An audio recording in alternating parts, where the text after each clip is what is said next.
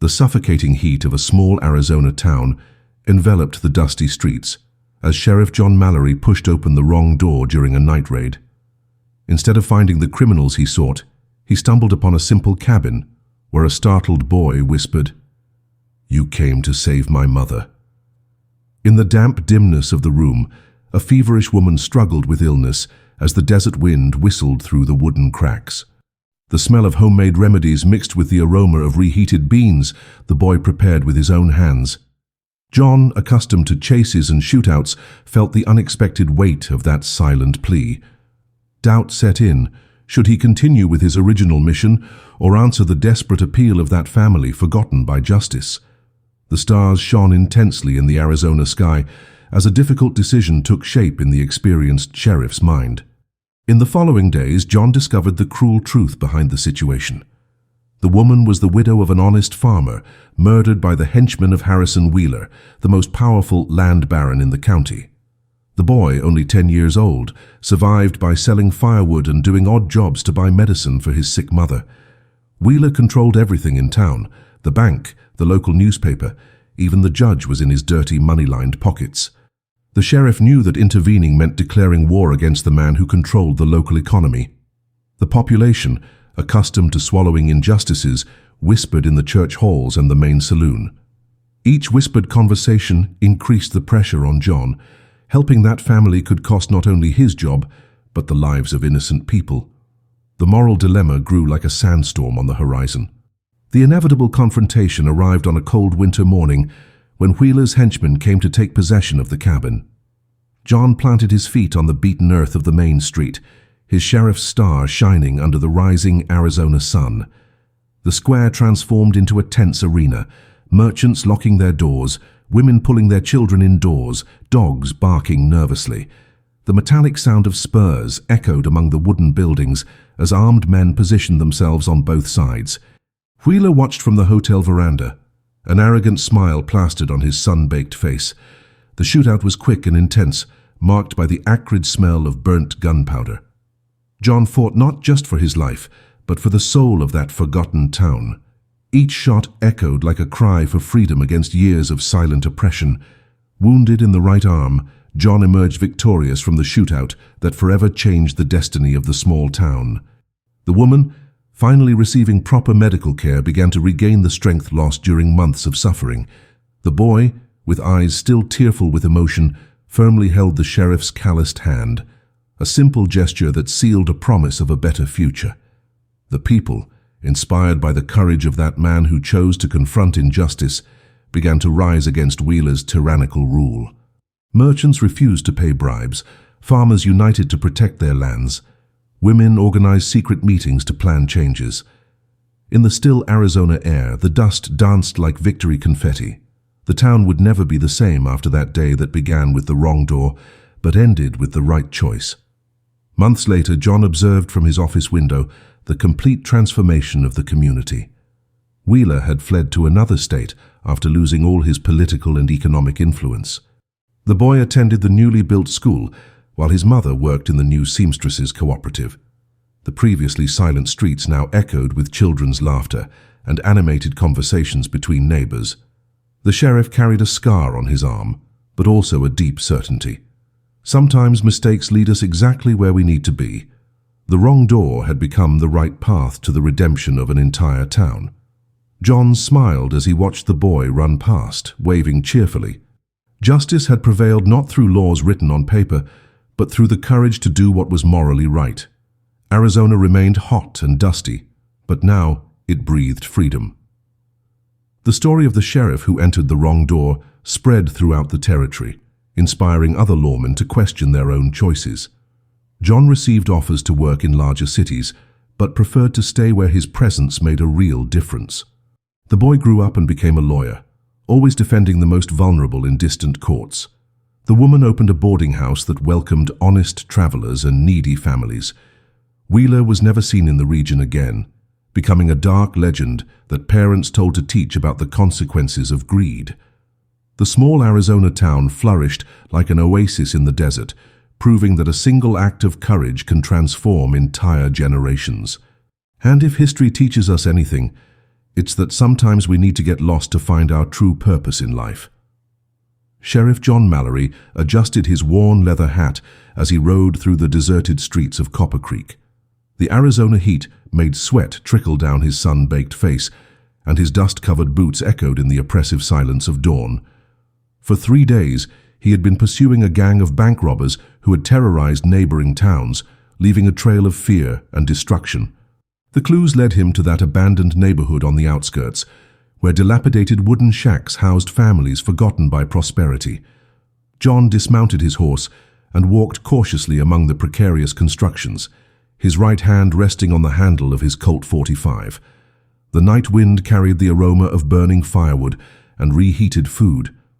When he finally located the cabin indicated by the informant, he pushed open the creaking wooden door, expecting to find armed criminals. Instead, a skinny boy of about 10 stared at him with wide, frightened eyes, whispering words that would change everything. Inside the dimly lit cabin, illuminated by a flickering candle, John discovered a devastating reality that no police training had prepared him to face. The woman lying on a thin mattress coughed violently, her pale face contrasting with the sweat and blood-stained sheets. The boy explained through restrained tears that his mother had been sick for weeks, and they had no money to pay a doctor in town. His father had died in a mining accident, leaving the family unprotected in a cruel and indifferent world. The sheriff observed the surroundings: empty pots, patched clothes hanging on an improvised clothesline, and an almost empty bottle of homemade syrup on the rough table. The child worked selling newspapers and shining shoes to earn a few cents, but it wasn't enough for the necessary medicines. John felt a tightening in his chest as he realized how he had prioritized chasing criminals while innocent people suffered silently. The wrong door had become a window into his own forgotten humanity. In the following days, John divided his time between official investigations and caring for that desperate family. He brought medicines from his own personal reserve and convinced Dr. Henricks to make a house call without charging a fee. He discovered that the situation was not isolated. Several families in the neighborhood lived in similar conditions, abandoned by local authorities who prioritized the interests of wealthy ranchers. The boy, named Tommy, accompanied John on his morning rounds, absorbing every word about justice and protecting the vulnerable. His mother, Sarah, began to show gradual improvement with proper care, regaining strength and hope lost during months of solitary suffering. The sheriff realized how his constant presence brought security not only to that family, but to the entire forgotten community. Children ran happily when they saw him approach, and adults respectfully greeted the lawman who finally saw them as citizens worthy of protection and care. John's personal transformation was reflected in his professional approach, making him more sensitive to the real needs of the population he swore to protect and serve. He organized food and clothing drives among the more prosperous merchants, arguing that a strong community benefited everyone. He established regular patrols in the impoverished neighborhood, building relationships based on mutual trust instead of fear and authority. Tommy now attended the town school, walking proudly beside the sheriff who had become a paternal figure in his life. Sarah found work in a laundry, supporting her family with renewed dignity and infinite gratitude for the man who changed their destinies. The impact spread. Other families began to seek help, knowing they finally had someone willing to listen to their needs. John discovered that being a true protector of the law meant much more than chasing criminals.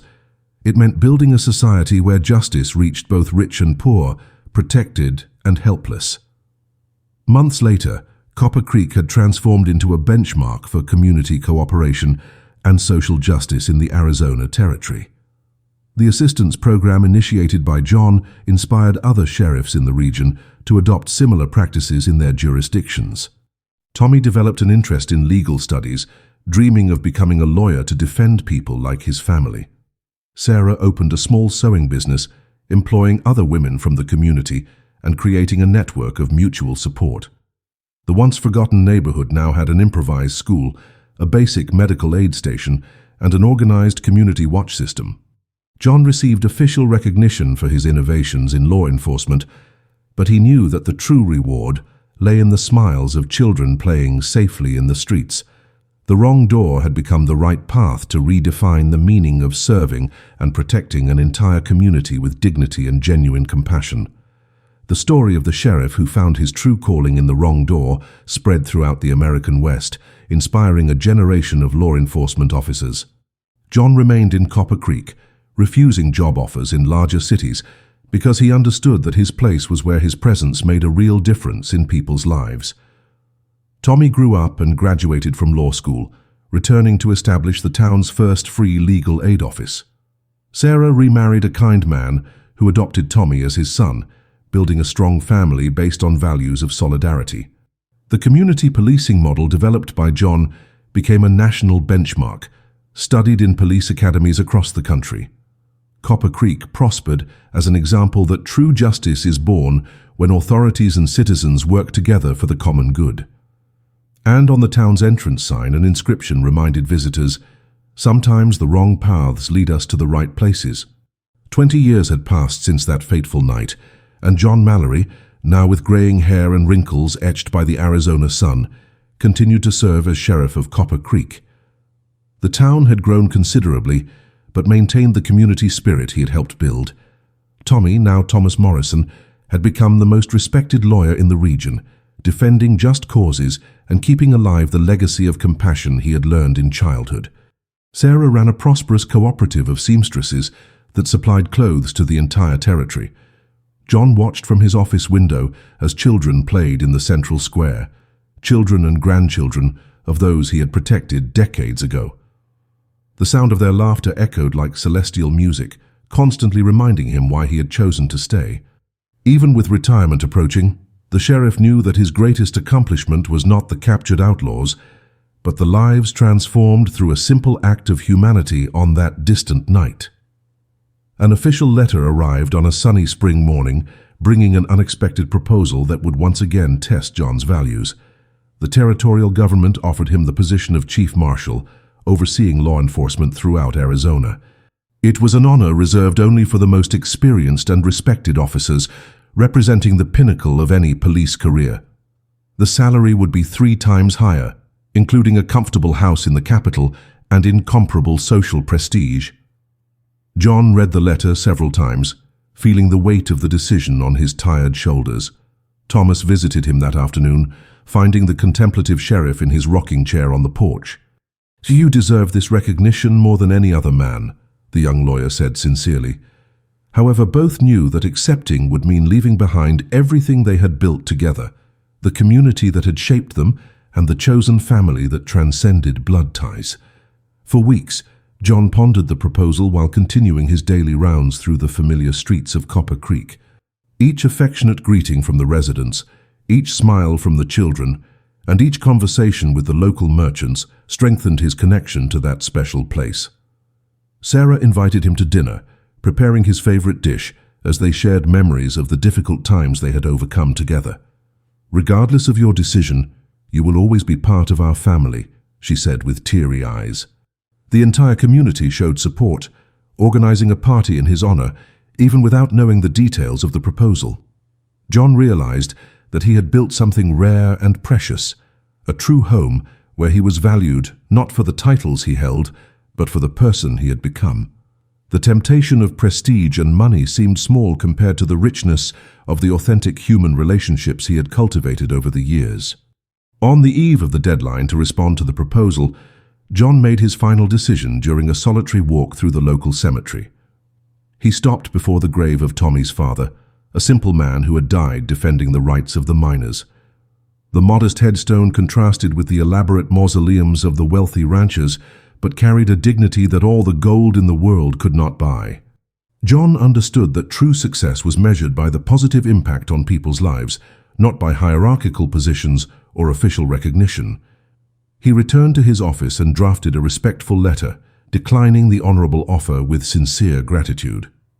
He explained that his mission in Copper Creek was not yet complete, that there were young officers to train and a community that continued to need his experience.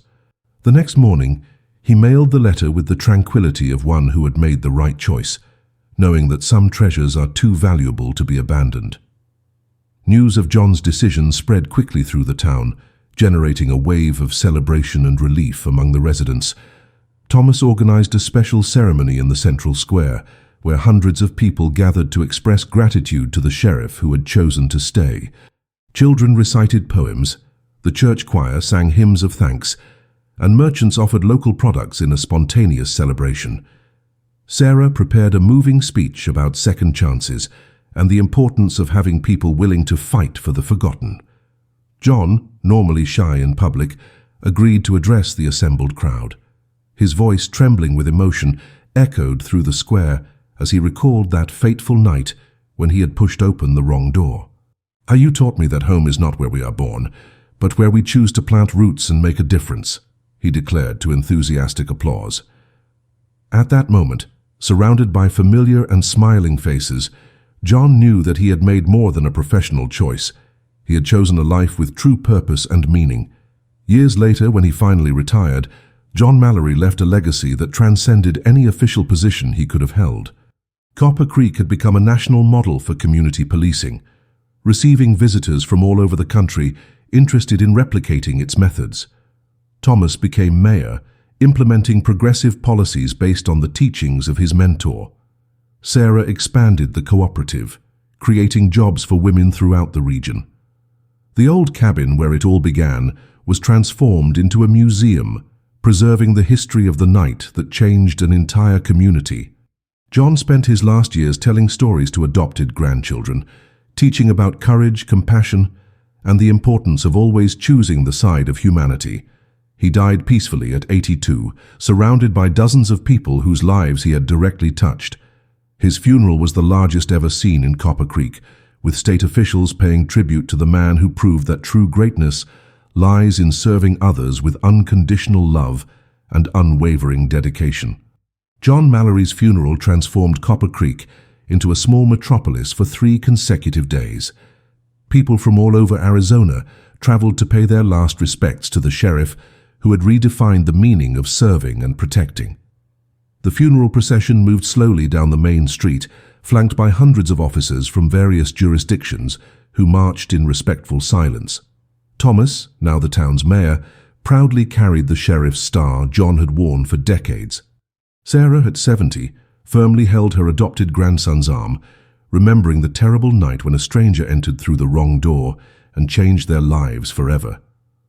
Children threw wild Arizona flower petals as the coffin passed, a tradition the community had spontaneously created. The church bell tolled slowly, echoing through the rocky mountains that surrounded the town. Even in death, John continued to unite people from different social, economic, and cultural backgrounds in a common purpose of celebrating a life dedicated to good. 6 months after the funeral, the City Hall officially inaugurated the John Mallory Community Center, a modern complex that housed a school, medical post, library, and professional training center. Thomas personally coordinated the project, ensuring that every detail honored the memory of the mentor who had taught him about social justice and genuine compassion. Sarah ran the sewing and handicraft courses, imparting practical knowledge to young women seeking financial independence. The old cabin where it all began was carefully restored and integrated into the complex, preserved as a historical symbol of community transformation. Explanatory plaques told the complete story, from the fateful night when a lost sheriff found his true calling to the development of the policing model that inspired national reforms. Visitors from universities, police academies, and social organizations arrived weekly to study the methods developed in Copper Creek. The center had become a pilgrimage point for all those interested in building fairer and more supportive communities. John's legacy continued to grow through the subsequent generations of Copper Creek. James Morrison, Thomas's adopted son, graduated in criminology with a specialization in community psychology, returning as the town's new sheriff at 28. He applied modern technologies to the humanistic principles his adoptive grandfather had taught, creating innovative crime prevention programs based on social inclusion. Maria Santos, Sarah's granddaughter, opened a free medical clinic that served needy families throughout the region, keeping alive the tradition of caring for the most vulnerable. The town attracted idealistic young professionals who sought to work in a community where human values prevailed over purely economic interests. Socially responsible companies established local branches, creating dignified jobs that allowed families to prosper without abandoning their cultural roots. The sustainable economic model developed in Copper Creek began to be replicated in other small American towns, proving that growth and humanity could coexist harmoniously. During a national conference on public safety held in Phoenix, James presented a documentary about Copper Creek's evolution over the past 5 decades. The images showed the transformation of an abandoned neighborhood into a prosperous community, highlighting the fundamental role of compassionate leadership in building more just societies. Police officers from across the country watched emotionally as residents described how the humanistic approach had permanently changed their lives. The presentation received a standing ovation, and dozens of police departments requested consultation to implement similar methods in their jurisdictions. James felt the weight of responsibility as he realized that he carried not just a surname, but a legacy of hope for thousands of people. Sarah, at 85, watched the conference on television, tears of pride streaming down her wrinkled face. She whispered a prayer of gratitude, remembering how it all began with a frightened boy asking for help to save his dying mother. The story of Copper Creek became a mandatory case study in public administration, social work, and criminology courses at prestigious universities like Harvard, Stanford, and Yale. Academic researchers published dozens of articles analyzing the factors that contributed to the success of the community model developed in the small Arizona town. The concept of Mallory policing entered official police training manuals, emphasizing the importance of emotional connection between officers and communities. Netflix produced a 6-episode documentary series narrating the complete journey, from the fateful night of 1885 to contemporary developments. The production won an Emmy for Best Documentary, bringing global recognition to the human values John had planted decades ago. Tourists from different countries visited Copper Creek, transforming the local economy through respectful and educational historical tourism. The small desert town had become a beacon of hope in a world often divided by conflict and social inequalities. Today, more than 140 years after that transformative night, Copper Creek continues to flourish as a living testament that individual actions can generate lasting collective change. The current sheriff, John's adopted great-grandson, maintains the tradition of walking patrols, personally knowing each resident and their specific needs. The old cabin, now protected as a National Historic Monument, receives thousands of annual visitors who come seeking inspiration for their own community challenges.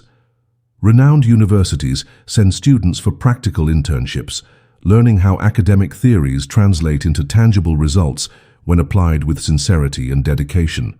The Morrison-Santos family continues to lead social initiatives, always remembering that true leadership is born from selfless service to others. And at the town's entrance, a bronze plaque reminds all who pass. John Mallory entered through the wrong door but found the right path to humanity. The lesson remains relevant.